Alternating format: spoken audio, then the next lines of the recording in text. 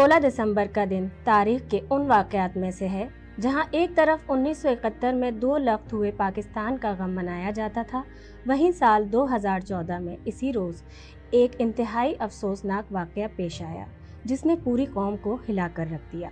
16 दिसंबर 2014 की सुबह सूबे खैबर पख्तूनख्वा के दारुल हुकूमत पेशावर में वाक़े आर्मी पब्लिक स्कूल पर कलअदम तहरीक तालिबान पाकिस्तान के अस्करियत पसंदों ने हमला किया और वहां मौजूद तलबा और असातिज़ा को यरगमाल बनाकर उन पर फायरिंग कर दी, जिसमें 150 से ज़ायद अफराद ज़ख्मी और मुल्क के मुस्तकबिल के 140 मेमारों को शहीद कर दिया गया। माएँ घरों पर इंतज़ार ही करती रहीं, बच्चे स्कूल से जन्नत चले गए। घड़ियों में इस सानहे की खबर जंगल में लगी आग की तरह पूरी दुनिया में फैल गई। कई ममालिक के सरबराहान ने इस वाक़े की मजम्मत की और इस दिन को पूरी इंसानियत के लिए एक स्याह दिन करार दिया। इस वाक़े के बाद अफ़वाज पाकिस्तान की जानिब से जारी ऑपरेशन ज़रबे अस्ब को मज़ीद तेज़ कर दिया गया और यही नहीं बल्कि वाक़यात की कुछ दिन बाद साबिक़ वज़ीर आज़म नवाज शरीफ ने कौम से खिताब में मुल्क को दरपेश खतरात से निमटने के लिए एक जामे, मजबूत और मुनज़्ज़म हिकमत अमली का ऐलान भी किया था। मासूम तलबा पर सफ़ाक दरिंदों ने जुल्म व बर्बरियत की दिल दहला देने वाली जो दास्तान रकम की, तारीख में हमेशा इस दिन को यौम स्याही लिखा जाएगा। अस्सलामु अलैकुम, मैं हूं नाज़ी अली। मैं पाकिस्तान के साथ में आप सबके सामने हाजिर हूं। आज का दिन यकीनन जब हम बात करते हैं यौम स्याह की, 16 दिसंबर की जब हम बात करते हैं, 1971 की बात करें सकूत ढाका की, या हम बात करें 2014 की सानहा APS की, यकीनन जब हम अपने मुल्क की बात करते हैं, पाकिस्तान की बात करते हैं, आज का दिन एक बहुत बड़ा ज़ख़म है। आज का दिन एक ऐसा दर्द है जो हम कभी नहीं भुला सकते। जब हम बात करते हैं कि हमारे मुल्क में किस तरह से दुश्मन कहीं ना कहीं लोगों के ज़रिए हमारी कौम के अंदर जहर घोलते हैं, और अगर देखा जाए तारीख़ के पन्नों को पलटकर तो वहीं पर दुश्मन कहीं ना कहीं कामयाब भी हो जाता है। मगर क्या ये हमारी बहैसियत कौम कोशिश नहीं है, कोशिश हमें नहीं करनी चाहिए कि हम अपने दुश्मन को अपनी सरहदों में दाखिल नहीं होने दें? जब हम अफ़वाज पाकिस्तान की बात करते हैं, सरहदों की हिफाजत अफ़वाज पाकिस्तान करती है, मगर जब हम कौम की बात करते हैं, कौम को भी देखना चाहिए कि क्या हो रहा है, क्या हो चुका और दुश्मन क्या चाहता है। यकीनन जब हम बात करते हैं इस तरह के वाक़यात की और पाकिस्तान में दहशतगर्दी की, तो दुश्मन तो हमेशा खुशी मनाता है तमाम कौम को, तमाम पाकिस्तान को रुलाकर, तकलीफ़ देकर। और यकीनन जब हम 16 दिसंबर की बात करते हैं, हमारे ज़ख़म हरे रहे। जब से पाकिस्तान बना 1971 के बाद से हमारे ज़ख़म हरे रहे, लेकिन उसके साथ साथ जब हमने सानहा APS देखा, मासूम बच्चों की शहादतें, जहां हम असातिज़ा की बात करते हैं, वो भी हमने कुर्बानी देते हुए देखी और हम वो सब कुछ भूल नहीं पाते। माएँ इंतज़ार करती रह गईं, लेकिन वो एक ऐसा दिन था जब बच्चे जन्नत चले गए और घर वापस ना आ सके। आज यकीनन हम इस बात पे बात करेंगे और वो तमाम चीज़ें भी जो अभी अगर हम मौजूदा सूरत हाल की बात करते हैं तो वो कौन से पहलू हैं, कौन सी चीज़ें ऐसी हैं कि जहां हम बहैसियत कौम यकजा हो सकते हैं। और सिर्फ ये नहीं कि हमारे अफ़वाज पाकिस्तान की ज़िम्मेदारी है कि वो जवान अगर सरहदों पर खड़े हुए हैं, लेकिन उसके साथ साथ हम मुख्तलिफ़ शोबों के ज़रिए कहीं पर भी काम कर रहे हैं, हम खुद से भी कॉन्ट्रीब्यूट कर सकते हैं। हम इस पर बात करेंगे। अगर मैं स्टूडियो में अपने मेहमान की जानिब बढ़ूँगी, आपसे तारुफ़ करवाऊँगी। मेजर रिटायर्ड शेख मोहम्मद नदीम साहब हमारे साथ मौजूद हैं, दिफाई तज़ियाकार हैं। और जब हम अफ़वाज पाकिस्तान की बात करते हैं तो यकीनन इन्होंने वही सारी दरपेश मसाइल, मुश्किलात सबका सामना किया, बहादुरी के साथ अफ़वाज पाकिस्तान में रहे। और अगर मौजूदा अभी हम बात कर रहे हैं रिटायरमेंट के बाद की भी, तो उसमें भी इस वक्त ये अपनी ज़बान के ज़रिए लोगों को शऊर देने की कोशिश कर रहे हैं। और मुस्तकिल मैं देख रही होती हूँ कि किस तरह से जो भी मनफी चीज़ें हैं सबके सामने आ रही होती हैं, उसमें मुस्बत अंदाज में पेश नज़र आते हैं। खुशामदीद भी करूंगी और अस्सलामु अलैकुम। वालेकुम अस्सलाम Nazia, thank you very much, आपने इस मौके पे इनवाइट किया। जी नदीम साहब, देखिए आगाज़ में ही मैंने कहा, जहाँ कभी ये चीज़ें होती हैं ना कि हम बड़ा चहक रहे होते हैं बहुत सारी चीज़ों पर, लेकिन जब दुख की घड़ी की बात आ जाती है, जब ज़ख्मों की बात आ जाती है अपने वतन पे, मुल्क पे, कौम पर, तो वहीं पर ज़बान भी साथ नहीं दे रही होती, अल्फाज कहीं जा रहे होते हैं, कहीं कुछ हो रहा होता है। क्या फरमाएंगे? आगाज़ हम करते हैं आपसे सवाल का सकूत ढाका की। जब हम बात करते हैं क्या कहेंगे कि इसका कुछ बैकग्राउंड हमारे नाजरीन को बताएं कि आप उसके बारे में क्या फरमाएंगे? देखिए, सकूत ढाका डेफिनेटली जैसे आपने कहा कि बहुत हमारे लिए एक बहुत दुख की घड़ी है जी। और लेकिन उसमें कुछ पहलू जो बहुत से लोगों ने गलत उजागर किए, जिसकी वजह से हमारा आपस में एक दूसरे के ऊपर एतमाद शैटर्ड होता है, ख़ास तौर पे हमारे दिफाई इदारों के ऊपर। सकूत ढाका की मैं थोड़ी सी हिस्ट्री बयान करना चाहूँगा कि देखें 1857 की जो जंग आज़ादी हुई उसमें मुसलमानों को टारगेट किया गया। हिंदू वापस ब्रिटिश गवर्नमेंट से मिल गए और उन्होंने मुसलमानों को टारगेट किया और हिंदुओं ने अंग्रेज़ों को ये जताया कि मुसलमान है, क्योंकि बादशाह मुसलमान की थी जिसके लिए बगावत हुई थी, ख़ास तौर पर बंगाल के मुसलमान। इसलिए उन्होंने जो मुसलमानों को सिविल सर्विसेज के अंदर बहुत ही कम रिप्रेजेंटेशन थी, ख़ास तौर पर सिर्फ उन इलाकों को रिप्रेजेंटेशन थी जिनके लोग फ़ौज में मौजूद थे। ठीक है। यही वजह हुई कि जब बांग्लादेश के अंदर ये, जिसको आज आप बांग्लादेश कहती हैं, जो कि हमारा ईस्ट पाकिस्तान होता था, वहाँ पर इस चीज़ को एक्सप्लॉइट किया गया और गलत एक्सप्लॉइट किया गया, जिसमें 3 चीज़ें उन्होंने वाज़े तौर पर एक्सप्लॉइट की। एक ये सोशियो इकनॉमिक, दूसरा अनजस्टिस, ठीक है, और डिस्पैरिटी, ठीक है, जिसमें उनकी अपनी लिंग्विस्टिक और कुछ चीज़ों का उन्होंने उसको ज़्यादा उभारा और उसको इतना मैग्नीफाई किया जिसकी वजह से वहाँ के लोग काफ़ी मुतनफ़िर हुए और उसको गलत लोगों ने एक्सप्लॉइट किया। ये जो डिस्पैरिटी थी इसका मैंने आपको जवाब दे दिया कि ये बिकॉज ऑफ इस वजह से थी कि पाकिस्तान बनना ही था। आप देखें कि 1971 कौन सा इतना टाइम गुजरा था 47 के बाद। दूसरी बात आप देखें कि ये इंडिया ने राइट फ्रॉम दी 1857, उससे भी बहुत पहले हिंदू हमेशा मुसलमानों के खिलाफ रहे हैं और यही वजह थी कि कायदे आज़म ने अलहदा मुस्लिम लीग को ज्वाइन किया। जब मुस्लिम लीग की बुनियाद पड़ी तो कायदे आज़म ने उसको ज्वाइन किया कांग्रेस छोड़कर और उसी के प्लेटफॉर्म से मुसलमानों ने सेपरेट होमलैंड का मुतालबा किया। रेड क्लिफ को हिंदुओं ने, नेहरू ने और बाकी ये लोगों ने मिलकर उससे ये गलत पार्टीशन कराया जिसकी वजह से पाकिस्तान 2 हिस्सों में बट गया। अगर ये गुरदासपुर और ये दूसरे इलाके इस तरह से अगर मिलते तो शायद हम इस तरह से 2 हिस्सों में ना बढ़ते और ज़मीनी रास्ता भी हमारे पास ईस्ट पाकिस्तान के लिए अवेलेबल रहता। 1500 किलोमीटर की बॉर्डर आप देखें कि ईस्ट पाकिस्तान की इंडिया के साथ मिलती है, 1500 kilometre, it's a hell of a boundary line. उसके बावजूद मैं देखता हूं कि अगर हिंदुओं ने और इंडिया ने हिम्मत नहीं की, आप देखें कि 1947 में आज़ाद हुआ और 1971 में भी इन्होंने उन्हीं मुसलमानों को जो है बहकाया और उसके बाद उन्होंने जो है वो बांग्लादेश में अपनी फ़ौजें दाखिल की। अदरवाइज देखा जाए तो ये 1500 किलोमीटर की बॉर्डर कोई मुश्किल ही नहीं है। अगर शायद पाकिस्तान इंडिया की जगह होता और यहाँ इंडिया होता तो पाकिस्तान तो शुरू के पहले 2 साल में ये काम कर चुका होता। लेकिन उनकी जो गंदी जहनीत थी उन्होंने उसको इस्तेमाल किया और साजिशी जहनीत को इस्तेमाल किया, मुसलमानों को ये रियलाइज़ कराया वहाँ के कि आपके हुकूक जो हैं वो सल्ब हो रहे हैं। मुजीबुर रहमान को उन्होंने शुरू से पिक कर लिया था क्योंकि 1947 के अंदर ही उसने ये नारा लगाया था कि जनाब जो है बांग्लादेश की करेंसी जो है वो अलहदा होनी चाहिए, उसका फ्लैग अलहदा होना चाहिए। जो उसने 6 पॉइंट एजेंडा दिया उसके अंदर यही पॉइंट शामिल थे और वो एक कन्फेडरेशन की तरफ जाना चाह रहा था और वो उसका हवाला देता था लाहौर डिक्लेरेशन का। बहरहाल इसके बाद दूसरा जो रोल प्ले किया ये तो हिंदुओं ने किया और ये उसको एक्सप्लॉइट किया जो कि अननेसेसरी चीज़ थी क्योंकि मुसलमानों की रिप्रेजेंटेशन पहले ही सिविल सर्विसेज में कम थी। इवन वेस्ट पाकिस्तान में भी उसी इलाकों की ज़्यादा थी जहाँ के लोग फ़ौज में चले आ रहे थे 100 साल से। दूसरा जो इन्होंने किया, जो पॉलिटिकल फेलियर का मैं कहूँगा कि हिंदू या इंडियन लीडरशिप ने तो जो किया सो किया, उसके बाद जो हमारी पॉलिटिकल लीडरशिप जो आज तक वही कर रही है कि बैठकर मसलों का हल निकालने के बजाय।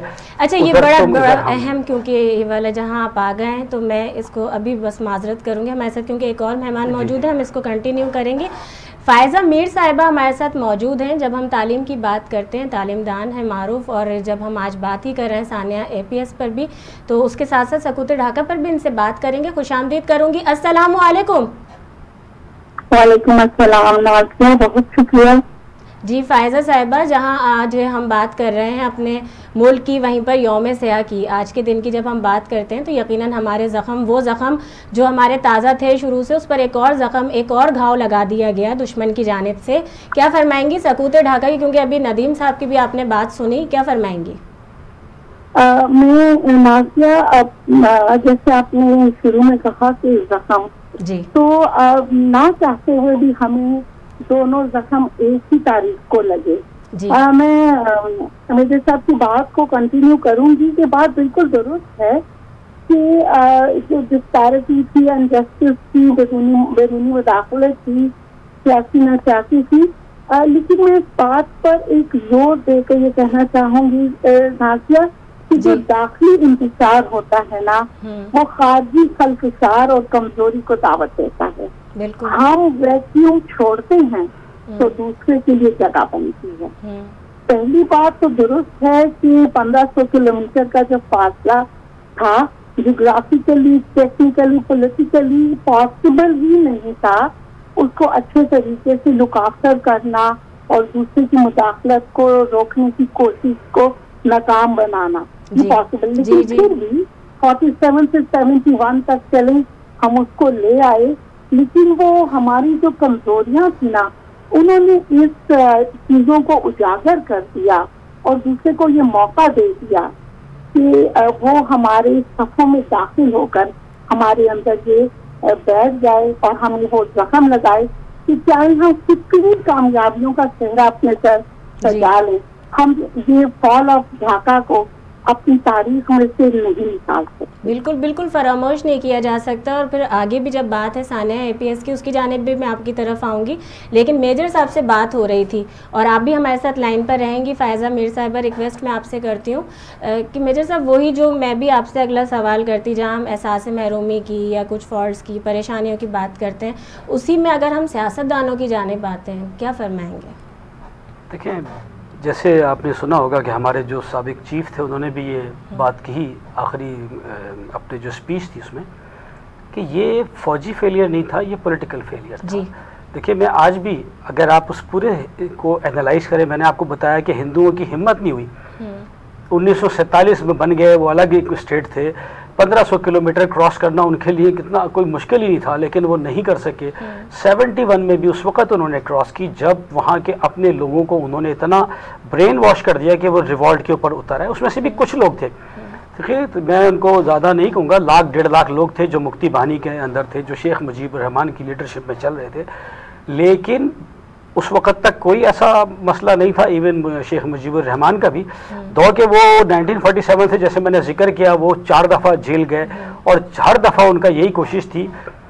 लेकिन अगर ये तीनों जो उस वक़्त ट्राइका जिसको हम कहते हैं, जिसमें जुल्फ़िकार अली भुट्टो साहब, शेख मुजीबुर रहमान साहब और जनरल जहाइया साहब अपने इंटरेस्ट को फोरगो करते, छोड़ते और टेबल टॉक करते और कुछ लो और कुछ दो करके, जिस तरह शेख मुजीबुर रहमान ने बड़ी क्लियर विन किया था इलेक्शन के अंदर, मेजॉरिटी थी ईस्ट पाकिस्तान वाले लोगों की, पाकिस्तान के अंदर 56% थे वो, उन्हें ढाका में इजलास बुलाने के लिए उनका राइट बनता था और जब उन्होंने बुलाया तो यहाँ से जाना चाहिए था, उस असेंबली को अटेंड करना चाहिए था और उनको जो आइन कहता है उसके मुताबिक मुल्की मफाद के लिए ना, मुल्की मफाद के लिए। देखिए, टेबल टॉक्स होती है ना, और वो बज़ाहिर बड़ी क्लियर मेजॉरिटी लेकर आए।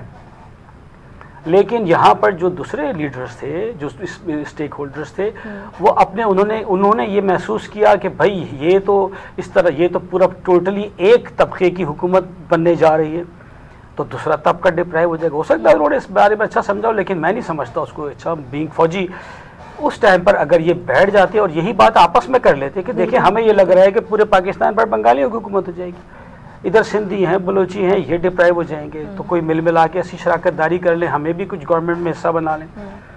जनरल साहब जहिया साहब ने कोशिश ये की कि वो बरकरार रहें एज ए सदर president. He continuously tried his level best to remain president despite के पाकिस्तान के ऊपर इतना बड़ा अटैक आ गया।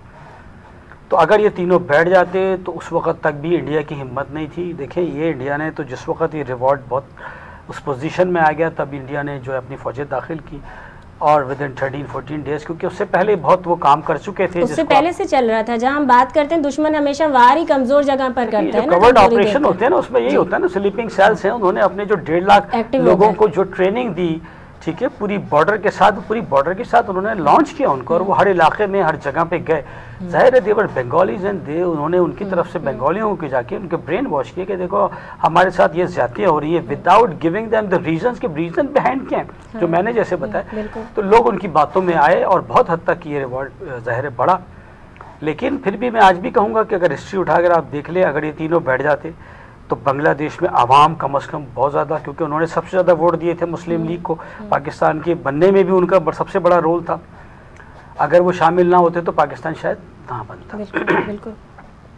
तो ये पॉलिटिकल फेलियर हो गया और इंडिया को मौका मिल गया। इंडिया उस वक्त तक खामोश बैठा रहा कि ये तीनों क्या डिसाइड करते हैं। अगर ये तीनों डिसाइड कर लेते तो इंदिरा गांधी की हिम्मत नहीं थी फौजें भेजने की, ठीक है, और ये आपस में लड़ते रहे। ये वही थी ना तकलीफ जो पाकिस्तान जब वजूद में आया तो उस वक्त से जारी हो सारी थी, और स्टिल हम बहुत सारी चीज़ें जो फेस भी कर रहे हैं। फ़ायज़ा साहिबा की भी जानिब आते हैं। फ़ायज़ा साहिबा, जहां हम जो बात कर रहे हैं अभी आप सुन भी रही होंगी, मेजर साहब से बात हो रही है, और वही कि जिस तरह हम कोई भी बात करते जाते हैं तो ज़ख्म हमारे हरे होते ही चले जाते हैं, क्या फरमाएंगी?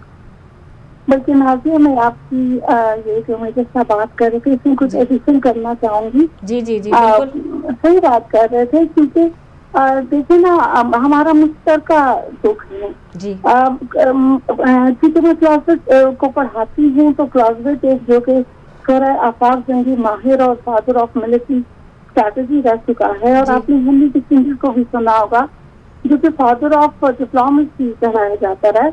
दोनों इस बात पर मुत्तफिक हैं कि politics is such a serious business that it can not be left over to only the military man, and it is that much such a serious business that it can not left over to politicians only.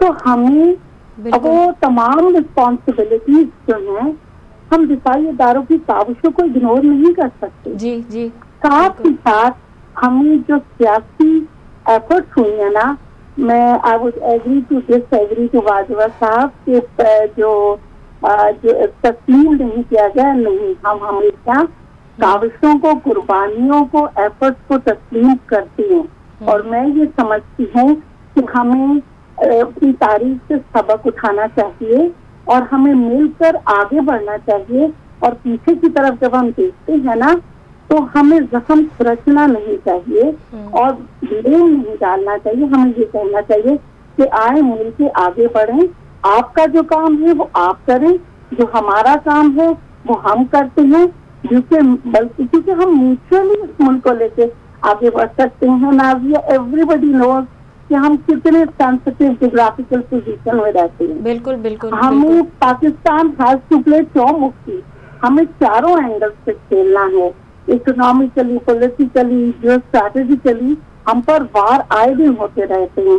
और क्या कि हम ये जो APS का वाकया है, क्या हम भूल सकते हैं उसको? मैं उसी की जानिब आऊंगी, मैं उसी की जानिब आना चाहती हूँ। फ़ायज़ा साहिबा, मैं आपसे क्योंकि एक यकीनी तौर पर अगर मैं सवाल करना चाहूँ बनता भी है, जब हम एजुकेशन की बात करते हैं, तालीम की बात करते हैं, तो क्या यानी जो हम अब इस वक्त बात कर रहे हैं कि मीडिया के ज़रिए अगर डिस्कशन होती है, हम अखबारात में देख लेते हैं, क्या हमारे अगर हम सिलेबस की बात करते हैं तो उसमें भी इस तरह के वाक़यात, क्योंकि बहुत सारी हिस्ट्री है हमारी जो ख़त्म कर दी गई, जब हम रिलीजियस की बात करते हैं वो देख लें आप, या हम अपने मुल्क की बात करते हैं वो है, क्या ज़रूरत नहीं है हमें कि हम नौजवान नस्ल तक अच्छे पैगामात पहुंचा सकें? देखिए, वेस्ट में रिसर्च हुई और ये रियलिटी है, क्योंकि मैं अक्सर यूथ के कॉन्फ्रेंसेज और वर्कशॉप में मोटिवेशनल स्पीच देती हूँ। मैं ये समझती हूँ कि आप यकीन करें, वीडियो गेम, जो TV के प्रोग्राम्स और जो मूवीज हैं, और जो हमारे इवन के एक नाज़िया सीन सिलेबस होता है और एक अनसीन सिलेबस होता है। एक वो जो हम डिलीवर करते हैं, हमें बताया जाता है कि आपको पढ़ाना है, एक वो जो अनट्रेन्ड टीचर क्लास में जाके अपनी कम अहलियत की वजह से डिलीवर करता है। बिल्कुल। कहने का मकसद ये है कि रिसर्च ये हुई है कि आजकल जो यूथ है उसमें साइकोटिक्स और हार्ट पेशेंट की तादाद सबसे ज्यादा है। तो कहने का मतलब ये है, हम बच्चों को क्या बना रहे हैं?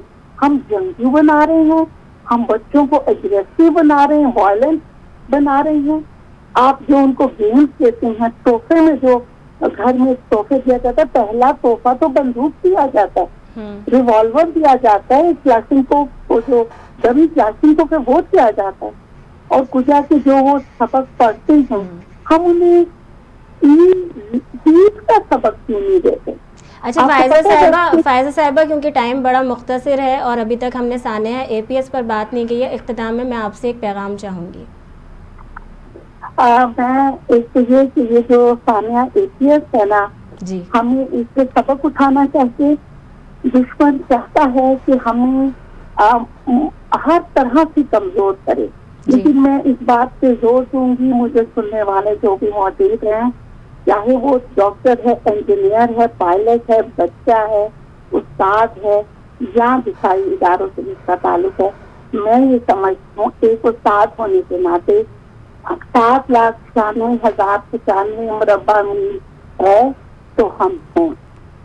जी, बहुत शुक्रिया फ़ायज़ा साहिबा आपका। और नाज़रीन आप सबसे भी, क्योंकि अभी ब्रेक का वक्त हो गया, आप सब देख रहे हैं मैं पाकिस्तान हूँ, अभी हाजिर होते हैं ब्रेक के बाद।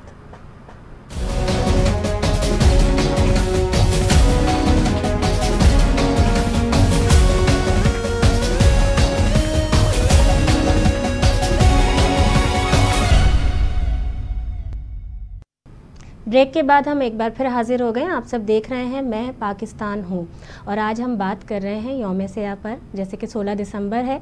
वहीं पर अगर मैं बात करती हूँ, स्टूडियो में हमारे साथ मौजूद हैं मेजर रिटायर शेख मोहम्मद नदीम साहब, दिफाई तज्जियाकार हैं, और हमने सकूते ढाका पर बात की, सानिया APS पर भी इनसे बात करेंगे। लेकिन वहीं हमारे साथ इस वक्त कॉल पर भी हमारे एक और मेहमान मौजूद हैं, उनकी जानिब बढ़ूँगी। हुसैन थेबो साहब हमारे साथ मौजूद हैं और जहाँ तक हम सहाफ़त की बात करते हैं, सीनियर जर्नलिस्ट हैं, उसके साथ साथ एंकर पर्सन भी हैं। खुशामदीद करूंगी प्रोग्राम में। अस्सलामु अलैकुम। जी वालेकुम अस्सलाम जी, शुक्रिया। अच्छा हुसैन, आज की अगर हम दिन की बात करते हैं 16 दिसंबर की, जहां सकूते ढाका की बात होती है, वहीं पर सानिया APS, एक ऐसे दुख की बात, एक ऐसे गम की बात, एक ऐसे ज़ख्म की बात जिसे हम फरामोश नहीं कर सकते। क्या फरमाएंगे सानिया APS के बारे में? देखिए जी, बात यह है कि ये हमारी तारीख का बहुत बड़ा बदनसीब तरीन दिन था जो 2014 में पेश आया। लेकिन मैं समझता हूँ कि ये जो हमारे नादान थे, ये बैरूनी हाथ था, हमारे बाहर के दुश्मन थे जिन्होंने ये सब कुछ किया, और वो नहीं चाहते कि किसी भी सूरत में पाकिस्तान जो है वो स्टेबल रहे। उसको किसी न किसी तरीके से पाकिस्तान के लिए जो बैरूनी दुश्मन है वो पाकिस्तान के लिए मुश्किलात पैदा करते हैं। लेकिन जो उस दिन का वाकया है वो आज तक मुझे नहीं भूला जाता, क्योंकि मेरे बच्चे स्कूल में पढ़ते थे, तो मेरी बीवी जो है वो रोती रोती स्कूल चली गई कि बच्चों के हुआ है। तो अच्छा, वो पेशावर में हुआ, हम कराची में रहते हैं। आप इससे अंदाजा लगाएं कि मेरी बीवी रोते रोते स्कूल चली गई बच्चों को लेने के लिए कि मेरे बच्चे ले आऊं। तो मैं ये बयान कैसे करूं कि वो जो माएँ जिन्होंने अपने जाके गुलाब के जो फूल थे और वो उठाए, तो उनका क्या मतलब कैफियत होगी, वो बयान करने से बाहर है। लेकिन बात यह है कि ये सारा कुछ होने के बावजूद भी आज भी हमारा मुल्क सलामत है, हमारी आर्मी सलामत है, हमारे इंस्टीट्यूशन सलामत है। अभी मैं हालिया दिनों में ही अभी मैं लाहौर में हूँ और पाकिस्तान नेवी ने एक वर्कशॉप कराई है जिसमें उन्होंने हमें डिफेंसिव, ऑफेंसिव और जो स्ट्रेटजी वो दिखा रहे हैं। तो we are really proud of it कि हमारे इंस्टीट्यूशन कितना मजबूत हैं, कितने पावरफुल हैं, और वेरी वेरी लिमिटेड रिसोर्सेस के विद इन वो काम कर रहे हैं, और उसके बावजूद भी वो दुनिया के महंगे से महंगे तरीन डिफेंस के बजट को मुकाबला कर रहे हैं। तो ये एक जज्बा है, ये एक वलवला है, और ये कौमें वही तरक्की करती हैं जो कौमें अपने जोश, अपने जज्बे, अपनी मोहब्बत के साथ अपने मुल्क के लिए खड़ी होती हैं जी। तो APS का इंसिडेंट नो डाउट कि वो बहुत बड़ा दिल दहलाने वाला था। मैं समझता हूँ अगर किसी और मुल्क में होता तो उस इदारे में तो कोई भर्ती होने के लिए नहीं जाता, लेकिन आज भी हमारे लोग, हम मेरा बच्चा आज भी कहता है बाबा मैं फौजी बनूंगा। तो ये हमारे मुल्क के लिए मोहब्बत है। ये दुश्मन को ही तो जवाब है ना, अगर इस बात पर हम गौर करें, दुश्मन को ही जवाब है। बिल्कुल, ये दुश्मन को ही जवाब है, और दुश्मन को बहुत अच्छे तरीके से ये पता भी है कि वो अगर हमसे 5 गुना ज्यादा है, उसकी जो बजट है वो हमसे 10 गुना ज्यादा है डिफेंस की, उसके बावजूद भी वो मेली आंख से भी हमें नहीं देख सकता, क्योंकि उसको वो सारे इंसिडेंट्स भी जो है वो याद हैं कि हम उनके बंदे पकड़ते हैं, उनको जूते मारते हैं, फिर उनको चाय पिला के वापस भेजते हैं। तो अल्हम्दुलिल्लाह आज भी हमारा मोरल अप है और हमारी जो कोशिशें हैं वो इंशाल्लाह एक दिन रंग लाएंगी। बस थोड़ा सा प्रॉब्लम हमारे पास, हमारे जो अनफॉर्चुनेटली जो हमारे पॉलिटिकल सिस्टम है उसके अंदर है। कल आरिफ अलवी साहब ने एक जबरदस्त बात कही, मुझे बहुत अच्छा लगा। उन्होंने हमें जब लेक्चर के लिए आए तो प्रेसिडेंट पाकिस्तान डॉक्टर आरिफ अलवी साहब ने कहा, वहाँ पे ब्यूरोक्रेट्स भी थे बहुत सारे, उन्होंने कहा कि हमारे मुल्क का मसला ये है कि हमारे मुल्क में जो गाड़ी है ब्यूरोक्रेसी की, उसके अंदर सिर्फ ब्रेक है, उसके अंदर एक्सीलेटर नहीं है। और बिल्कुल उन्होंने सही बात कही। उन्होंने कहा कि जब प्रमोशन होता है किसी अफसर का तो वो उसको अपना अफसर बुलाता है और उसको पूछता है कि पिछले 12 महीने की जो आपकी समरी है, जो आपकी रिपोर्ट है, इसमें ब्रेक कितने लगाए हैं। बिल्कुल, ये नहीं पूछता कि आपने एक्सीलेटर पे कितना जोर दे के कितना काम किया है।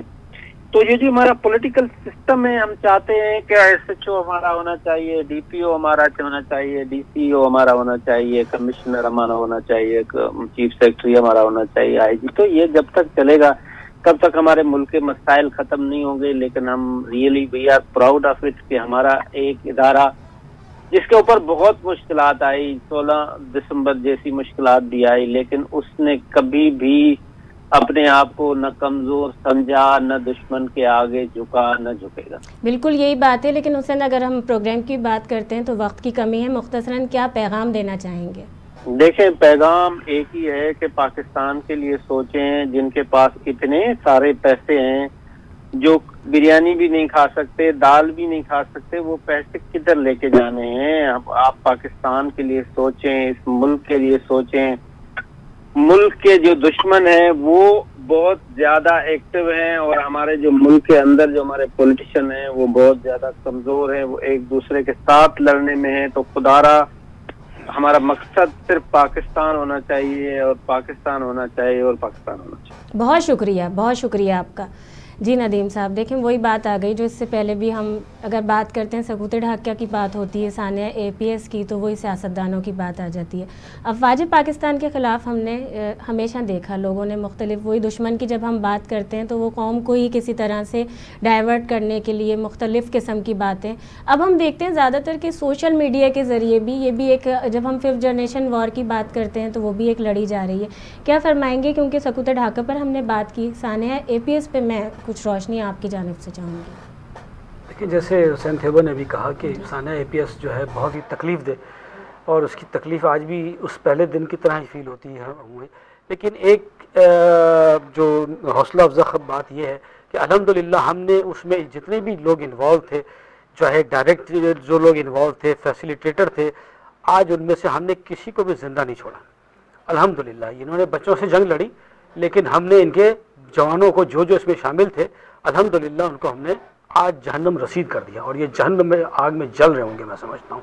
और ये इनको सबक भी हम बताना चाहते हैं कि ये बच्चों से लड़ें, ये आके हमसे लड़ें, ठीक है। अल्हम्दुलिल्लाह हमसे जब लड़ें तो एक भी नहीं बचा है और आज ये छुपे बैठे हैं और ये भागते फिर रहे हैं और आज ये बात करते हैं अमन की। और जब ये अमन के लिए आते हैं और उस अमन के आड़ के अंदर ये फिर साजिशें करते हैं और आके इसी तरह से मुख्तलिफ जगहों पर बैठते हैं, बदमाशियाँ करते हैं। तो हमें इनके साथ कोई अमन की बात नहीं करनी चाहिए। मैं तो यही समझता हूँ और फ़ौज को अपना जो पोस्चर है, जो ऑफेंसिव इन लोगों के साथ उसी तरह रखना चाहिए, क्योंकि इनकी आइडियोलॉजी ही ख़राब है, जिनकी दीन की इंटरप्रिटेशन ही ख़राब हो। अल्हम्दुलिल्लाह हमारी आर्मी के अंदर मेजॉरिटी इस वक्त पाकिस्तान के अंदर, मैं सबसे बड़ा डिपार्टमेंट कहूँगा जिसमें सबसे ज़्यादा आपको नमाजी मिलेंगे, हम सब 5 वक्त के नमाजी हैं। हमारा चीफ इस वक्त हाफिज़ कुरान है। तो ये लोग कौन सी इंटरप्रिटेशन मज़हब की रख कर बैठे हुए हैं? हमारी नज़र में जो है वो कुरान और हदीस और हमारे हुज़ूर अकरम सल्लल्लाहु अलैहि वसल्लम का उसवा हसना, ये 2 चीज़ें हमारे लिए सोर्स और इंस्पिरेशन है। तो बात यह है कि अल्हम्दुलिल्लाह फ़ौज ने पीछे मुड़ के नहीं देखा और आगे बढ़ी और इन सब को हंट डाउन किया, एक एक को पकड़ के। और अभी भी हम लगे हुए इंशाल्लाह, जो इसमें अब इन्वॉल्व नहीं थे और जो दूसरी जगहों पे भी इन्वॉल्वमेंट है, जो पाकिस्तान के अंदर इस तरह का टेरर फैला रहे, तो इंशाल्लाह ताला उनको भी हम एक दिन ज़रूर काबू कर लेंगे। और इंडिया का जहाँ तक ताल्लुक़ है, जैसे हुसैन ने कहा कि देखें दुनिया का इतना बड़ा बजट वो बनाते हैं, लेकिन उनकी हिम्मत नहीं है कि पाकिस्तान की तरफ मैली आँख उठाकर देखें। वो बातें तो कर सकते हैं, लेकिन आपने एक भी एक्शन नहीं देखा होगा। जैसे हुसैन थेबो ने कहा कि उनके जो बंदे भी यहाँ पे हम जहाज़ गिराते हैं तो जूते मार के उनको वापस भेजते हैं उनके मुल्क में। तो हमें, लेकिन जो हमारा जो सबसे कमज़ोर एरिया है, जैसे इन्होंने बताया कि ब्यूरोक्रेसी है, पॉलिटिकल सिस्टम है, हमें इसको रिवैम्प करने की ज़रूरत है। हमें ये जो सोशल मीडिया जिस तरह आप कह लें कि बेमहार किस्म का आज़ाद हो गया है और आज़ाद हो गया है, जिसकी वजह से जिसको चाहे टारगेट करते हैं, ये दुश्मनों की ज़बान बोलते हैं जो लोग, जो आपके दिफाई इदारों की तरफ टारगेट करते हैं। आप दिफाई इदारों को ज़रा गौर से देखें तो सही। आपके दिफाई इदारे इस वक्त अमेरिका की टेक्नोलॉजी के बराबर खड़े। अगर वो फाइटर प्लेन बनाते हैं तो हम भी फाइटर प्लेन बनाते हैं, वो मिसाइल बनाते हैं तो हम मिसाइल बनाते हैं। हर चीज में अगर आलमी सतह पे बात की जाए तो अभी कतर का फुटबॉल का दुनिया का सबसे बड़ा हुआ, आप देखिए, ठीक है। तो उन्होंने किसको चुना कि पाकिस्तान आर्मी को प्रोटेक्शन के लिए। अल्हम्दुलिल्लाह यूनाइटेड नेशन के अंदर सबसे बड़ा अवार्ड भी हमारे पास ही है पूरी दुनिया के अंदर, जहाँ पीस कीपिंग फोर्स के तौर पर जाते हैं। ये बहुत बड़ा मिशन होता है, लेकिन उसके बावजूद आप हमें हमारे दिफाई इदारों को टारगेट करते हैं और उन छोटी बातों को बढ़ा चढ़ाकर पेश करते हैं और झूठ बोलते हैं। ये नहीं होना चाहिए और दिफाई इदारों को कम अज़ कम इससे महफूज करना चाहिए। आपस में ये जिस तरह से बदज़बानी करते रहें, लेकिन उससे भी इनको मिल के बैठना चाहिए। दुनिया चेंज हो चुकी है, मैं आपको बता रहा हूँ ना साहब। अब इनको दुनिया के साथ चलना चाहिए और एक जगह बैठ कर फैसले करने चाहिए कि यार हमने पाकिस्तान को कैसे प्रॉस्पर करना है, कैसे इसको तरक्की देने। यहाँ जो लोग भूखे मर रहे हैं कि हम आखिरत के दिन हमें उनके बारे में पूछा जाएगा तो हमें जवाब दे हैं हम कहीं। इनको तो लगता ही नहीं है कि ये कहीं जवाब दे हैं और इन्होंने कब्रों में जवाब देना है और कभी इनका टाइम ख़त्म होना है।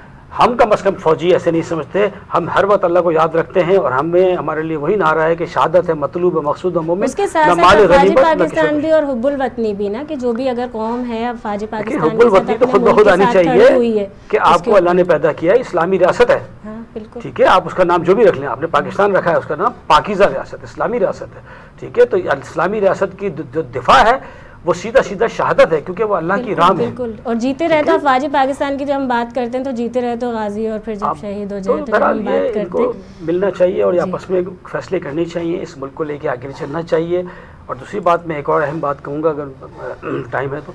नहीं, टाइम के साथ साथ आप ये बात भी अपनी मुकम्मल करें और एक और सवाल की जानिब भी मैं आऊँगी कि देखिए अगर ये ईस्ट पाकिस्तान में जितनी छोटी छोटी डिस्ट्रिक्ट बना देते, प्रोविंसेस बना देते, तो उसमें से अगर कोई बॉर्डर के साथ जो लोग मिले हुए थे वो अगर एक्सप्लॉइट हुए थे तो कम अज़ कम दूसरे ना होते।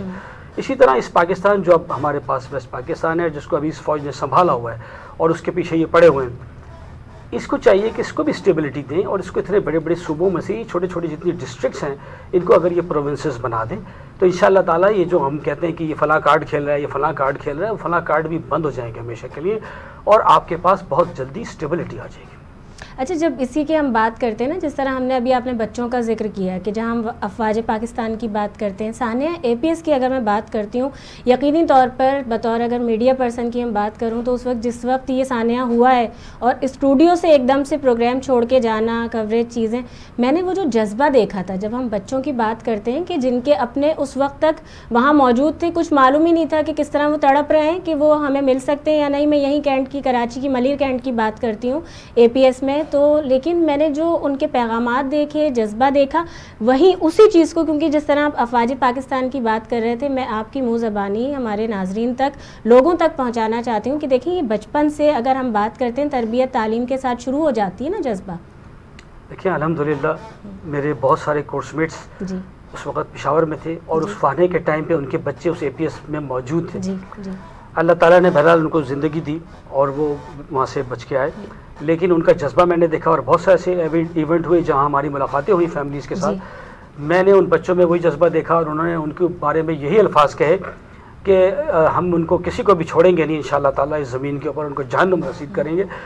और वो सब बच्चे उसी जज्बे से आज भी मौजूद हैं। आप अगर उनसे मिलें, उनकी स्पीचेस सुने, उनकी तकरीरें सुने, और आपने TV पर भी कई दफ़ा देखे होंगे प्रोग्राम्स के अंदर कि अल्हम्दुलिल्लाह मेरे अपने बच्चे APS के अंदर पढ़े और उनका भी यही जज्बा था कि बाबा ये दहशतगर्द हैं, ये कुफ़ार हैं, ठीक है, ये अपने आप को मुसलमान कहते हैं सो कॉल्ड। आप सल्लल्लाहु अलैहि वसल्लम ने कभी ऐसी कोई चीज़ नहीं की, आप सल्लल्लाहु अलैहि वसल्लम से कोई चीज़ ऐसी साबित नहीं जिस तरह की हरकतें इन लोगों ने की। हमें तो जंग के भी आदाब हैं कि दरख्त को भी हम नहीं काट सकते जंग के दौरान, और तो बच्चों पे हाथ नहीं उठा सकते। और हमने भी कभी ऐसा नहीं किया, पाकिस्तानी अफवाज ने भी। मैंने कारगिल की जंग लड़ी, लेकिन इन लोगों ने ये हरकतें की। और उसके अंदर तो वही चीज़ है ना, बड़ा दुश्मन बना फिरता है जो बच्चों से डरता है। बच्चों से खौफ है ना दुश्मन को। तो ये और अब छुपे बैठे हैं, ठीक है। अभी भी मैं इनसे कहता हूँ कि आए ना पाकिस्तान, अब आए, देखें इंशाल्लाह ताला। आप बेफिक्र रहें, ये जो लोग बातें करते हैं हमने इनको बिल्कुल इन पर नज़रें रखी हुई हैं। और अल्हम्दुलिल्लाह, ठीक है, चाहे साउथ वज़ीरिस्तान हो, 1-1 इंच की हमें भी खबर मिलती रहती है। हमारी यूनिटें, हमारे ऑफिसर्स वहाँ बैठे होते हैं और पता चलता रहता है, वो आते हैं, उनसे मुलाकातें होती हैं। अल्लाह का शुक्र है पाकिस्तान बहुत सिक्योर है।